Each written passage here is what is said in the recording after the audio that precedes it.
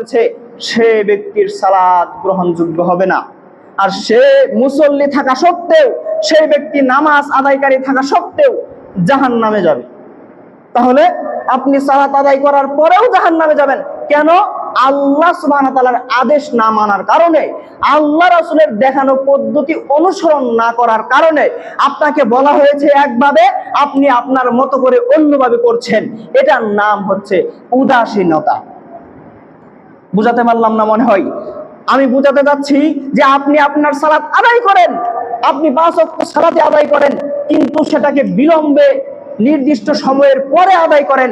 এই যে আপনি সালাতে উদাসীনতা করছেন, আল্লাহ আপনার জন্যই বলছেন যে এই ব্যক্তি জাহান্নামী হবে, এই ব্যক্তির জন্য ওয়াইল নামক দুজক। সম্মানিত মুসল্লিয়ানে কেরাম, বলছিলাম সালাত আদায় করতে হবে সঠিক সময়ে, নির্দিষ্ট নিয়মের মাধ্যমে, সঠিক সময়ের মধ্যে। জামাতের সাথে সালাত আদায় করতে হবে, জামাতের সাথে সালাত আদায় করতে হবে। এর গুরুত্বে আল্লাহ রাসূল সাল্লাল্লাহু আলাইহি সাল্লামের ফজিলত বুঝাতে গিয়ে বলেন, সালাতুল জামাআতি তাফদলু সালাতুল ফারদি বি70 ওয়া 20 দারাজা। আল্লাহ রাসূল বলেন, একাকী সালাত আদায় করার চেয়ে উত্তম হবে জামাতে সালাত আদায় করা 27 গুণ বেশি, নেকির দিক থেকে 27 গুণ বেশি। তাহলে ধরেন কথার কথা আপনি একা সালাত আদায় করে 2000 নেকি অর্জন করেন, তাহলে জামাতে সালাত আদায় করলে 2 গুণ 27 হলে 54 গুণ বেশি হবে। তাহলে জামাতে সালাত আদায় করার গুরুত্ব হচ্ছে এই। এর পূর্বেও আমি বলেছি যে যে ব্যক্তি আলসামো করে, গাফিলতি করে তার সালাত বাড়িতে আদায় করবে, তার সালাত গ্রহণযোগ্য হবে না। তাহলে সালাতের গুরুত্ব কত বেশি, কত বেশি। তাই বলে আমি আপনাকে বলবো না যে আপনি আপনার সালাত আদায় করেন না। যদিও আপনার সালাত গ্রহণযোগ্য না হয়, তাহলে আপনার সালাত না পড়ার কারণে যে গুনাহ হতো, সেই গুনাহ থেকে আপনি বেঁচে যাবেন। বুঝেননি মনে হয়? যে সময় চলে গিয়েছে, খতিব সাহেব বলেছেন যে নির্দিষ্ট সময়ের পরে সালাত আদায় করলে সালাত হবে না, গ্রহণযোগ্য হবে না। তাহলে এখন সালাত আদায় করে কি হবে, বা এখন সালাত আদায় করবো কেন, এরকম ধারণা নিয়েন না। আপনি সালাত আদায় করেন, নেকি দেওয়ার মালিক আল্লাহ। তবে আপনাকে আমি বলছি, গুরুত্ব দিচ্ছি যে আপনাকে নির্দিষ্ট সময়ের মধ্যে সালাত আদায় করতে হবে, নির্দিষ্ট সময়ের মধ্যে সালাত আদায় করতে হবে। সালাতের গুরুত্ব হচ্ছে এই। আর আমরা সালাতের গুরুত্ব বুঝি না, সালাত তো আদায় করি না, আমরা দুনিয়াবি কাজ নিয়ে ব্যস্ত হয়ে আছি। সম্মানিত মুসল্লিয়ানে কেরাম, সালাত সম্পর্কে বলছিলাম, সালাতের গুরুত্ব সম্পর্কে বলছিলাম। আপনাকে আমি বোঝাতে চাচ্ছিলাম যে সালাতের গুরুত্ব কত বেশি। আপনি একাই সালাত আদায় করবেন নাকি পরিবার পরিজনদেরকে নিয়েও সালাত আদায় করবেন, এ সম্পর্কে কুরআন হাদিস কি বলে? সম্মানিত মুসল্লিয়ান কেরাম, আল্লাহ রাসূল সাল্লাল্লাহু আলাইহি ওয়াসাল্লাম বলেন, মুরুস সাবী বিসসালাতি ফাইযা বালাগা 7 সিনিনা ওয়া ইযা বালাগা 10 সিনিনা ফাদরিবুহু আলাইহা। আল্লাহ রাসূল বলেন যে সালাত তুমি একা আদায় করলেই হবে না। এই হাদিসে বলেন যে তোমার সন্তানের বয়স যখন 7-এ উপনীত হবে, তখন তুমি তাকে সালাতের আদেশ করো। এই হাদিস ইতিপূর্বেও আপনি শুনেছেন, তবে আপনার ভিতরে সেই কাজের কোনো দেখা যায় না। আপনি সেই কাজটা, সেই হাদিসটা প্রয়োগ করেন না, আমলে নেন না। আল্লাহ রাসূল বলেছেন, তোমার সন্তানের বয়স যখন 7-এ উপনীত হবে, তখন তাকে সালাতের আদেশ করো, তাকে সালাত পড়তে বলো, তাকে নিয়ে মসজিদে আসো, সালাত আদায় করো, তাকে সালাত শিখাও। আর যখন তার বয়স 10-এ উপনীত হবে, তখন তাকে সালাতের আদেশ করো। সে যদি অবাধ্য হয়, প্রয়োজনে তাকে ফাদরিবু আলাইহা, তাকে মারধর করো, তাকে কি করো, প্রহার করো। অথচ আমরা কি করি, সন্তানকে এত মহব্বত করি, এত ভালোবাসি যে সন্তান যখন অ্যাক্সিডেন্ট করে পায়ে ব্যথা পায়, তাকে নিয়ে হাসপাতালে নিয়ে দৌড়াদৌড়ি শুরু করে দেই, তাকে চিকিৎসা কিভাবে করা যায়, তাকে দ্রুত কিভাবে সুস্থ করা যায়, এটা নিয়ে আমাদের কত টেনশন। কিন্তু সে যে জাহান্নামের দিকে চলে যাচ্ছে, একজন পিতা যে তার সন্তানকে জাহান্নামের দিকে ঠেলে দিচ্ছে, একজন পিতা তার পরিবারকে, একজন দায়িত্বশীল হিসাবে তার পরিবারকে যে জাহান্নামের দিকে ঠেলে দিচ্ছে, সে ব্যাপারে কোনো গুরুত্ব নেই। জাহান্নাম বেশি কঠিন নাকি আপনার দুনিয়ার শাস্তি বেশি কঠিন? অবশ্যই জাহান্নাম বেশি কঠিন। কত কঠিন এটা আমি আমার ভাষায় প্রকাশ করতে পারবো না। তাহলে আপনি গার্জিয়ান হিসাবে, আপনি পিতা হিসাবে আপনার সন্তানকে কিভাবে জাহান্নামে দিতে পারেন? এজন্যই আল্লাহ রাসূল সাল্লাল্লাহু আলাইহি সাল্লাম বলেছেন যে তোমার সন্তানকে সর্বপ্রথম কি শিখাও? দ্বীনি ইলম শিখাও। দ্বীনি ইলম শিক্ষা করা সকল মুসলমানের উপরই ফরজ। আমি বলবো না কোনো মুসলমানকে, কোনো পিতাকে যে আপনার সন্তানকে বড় ইঞ্জিনিয়ার বানায়েন না, আপনার সন্তানকে বড় ডাক্তার বানায়েন না। এটা ইসলাম সমর্থন করে।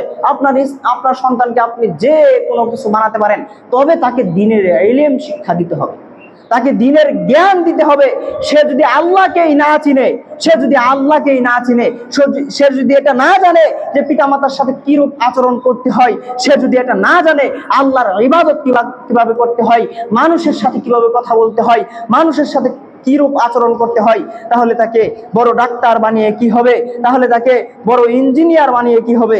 তাই আপনাকে বলবো যে আপনার সন্তানকে যে কোনো কিছু বানাতে পারেন, বড় ডাক্তার বানাতে পারেন, ইঞ্জিনিয়ার বানাতে পারেন, বড় কোম্পানির মালিক হতে পারে, তবে তার ভিতর যাতে ইসলামের জ্ঞান থাকে, দ্বীনের জ্ঞান থাকে, এটুকু আবদার আপনার উপর থাকবে। সম্মানিত মুসল্লিয়ান কেরাম, বলছিলাম সালাত সম্পর্কে। সালাত আপনাকে জান্নাতে নিয়ে যাবে, এ মর্মে আল্লাহ রাসূল সাল্লাল্লাহু আলাইহি ওয়াসাল্লাম বলেছেন যে ব্যক্তি সালাত আদায় করলো সে জান্নাতে প্রবেশ করবে, সে জান্নাতি হবে। আর অন্যথায় যে ব্যক্তি সালাত আদায় করবে না, গাফিলতি করবে, সে জান্নাতি হবে না, সে জান্নাতীদের মধ্যে থাকবে না। এ মর্মে আল্লাহ সুবহানাহু ওয়া তাআলা বলেন, আল্লাযীনা হুম আলা সালাতিহিম দাঈমুন, যারা তাদের সালাতে সদা নিষ্ঠাবান, যারা তাদের সালাত সঠিকভাবে আদায় করে, তারা তাদের সালাতে যত্নবান। ওয়াল্লাযীনা হুম আলা সালাতিহিম ইউহাফিজুন, এবং নিজেদের সালাত তারা যত্নবান, তাদের সালাতে যত্নবান। আল্লাহ তাদের ব্যাপারে বলেন, উলাইকা ফি জান্নাতিম মুকরামুন, তারা কি হবে? সম্মানিত হবে। কোথায়? জান্নাতে। তারা কোথায় সম্মানিত হবে? জান্নাতে সম্মানিত হবে। সম্মানিত মুসল্লিয়ানে কেরাম, বলছিলাম যে সালাত আদায় করলে জান্নাতে প্রবেশ করতে পারবেন, তবে আপনাকে আপনার সালাতে নিষ্ঠাবান হতে হবে, আপনাকে সালাতে যত্নবান হতে হবে। এ ব্যাপারে একজন সাহাবী আল্লাহ রাসূলের কাছে এসে জিজ্ঞেস করছেন, আল্লাহ রাসূল, আমি জান্নাতে যেতে চাই, আমাকে জান্নাতে যাওয়ার আমল সম্পর্কে বলেন। সম্মানিত মুসল্লিয়ানে কেরাম, গুরুত্বপূর্ণ একটি পয়েন্ট। আল্লাহ রাসূলের কাছে একজন সাহাবী এসে বলছেন, হাদিসটা আন মুআয ইবনে জাবাল রাদিয়াল্লাহু তাআলা আনহু قال قال اتى النبي صلى الله عليه وسلم رجل فقال رسول الله علمني عملا اذا عملته دخلت الجنه। গুরুত্ব সহকারে শুনেন, জান্নাতে যাওয়ার আমল। আল্লাহ রাসূল ওই সাহাবীকে কি আমল শিক্ষা দিলেন? আল্লাহ রাসূলের কাছে এসে বলছেন, হে আল্লাহ রাসূল, আমি জান্নাতে যেতে চাই, জান্নাতীদের মধ্যে একজন হতে চাই, আমাকে জান্নাতে যাওয়ার আমল শিখিয়ে দেন। আমি যেন জান্নাতে যেতে পারি এমন কিছু আমল আমাকে শিক্ষা দেন। আল্লাহ রাসূল সাল্লাল্লাহু আলাইহি ওয়াসাল্লাম বলেন, ক্বালা লা তুশরিক বিল্লাহি শাইআ, তুমি কি করো না? আল্লাহর সাথে কোনো কিছুকে শরীক স্থাপন করিও না। আল্লাহর সাথে কি করিও না? কোনো কিছুকে শরীক স্থাপন করিও না। আল্লাহর সাথে শরীক করা মানে, এ সম্পর্কে আপনি হয়তো বা শুনেছেন। তার মানে ছোট্ট একটি কথা বলি, আমি যাই কিছুদিন ধরে এখানে এসেছি, তার মধ্যে একটা বিষয় লক্ষ্য করেছি, তা হলো যে আমাদের ছোট্ট বাবুদের কপালে কালো একটা টিপ দেওয়া থাকে না? আপনারা দেখছেন না? এটা কালো টিপ দেওয়া থাকে না? এটা কেন দেওয়া হয়? কেউ বলতে পারেন এটা কেন দেওয়া হয়? জি, আচ্ছা, যেন বদ নজর না লাগে, যেন জিন ভূতের ওয়াসওয়াসা বা খারাপ নজর না লাগে। এটা মায়েদের ধারণা। এটা আমি গ্রামে দেখেছি, কিন্তু শহরে এসেও দেখছি যে মানুষ কি করে, তাদের ছোট্ট সোনাদের এই কপালে কি দেয়? কালো টিপ দেয়। তাদের উদ্দেশ্য বা সেটার মধ্যে উদ্দেশ্য থাকে কি, যে বদ নজর যেন না লাগে। আস্তাগফিরুল্লাহ। সেই কালো টিপ নাকি বদ নজর থেকে তার সন্তানকে রক্ষা করবে। তাহলে আপনার ঈমান কোথায় চলে গিয়েছে দেখেন। আপনি আল্লাহকে বিশ্বাস করতে পারছেন না, সেই কালো টিপকে বিশ্বাস করছেন। এটা আজকে থেকেই বন্ধ করতে হবে।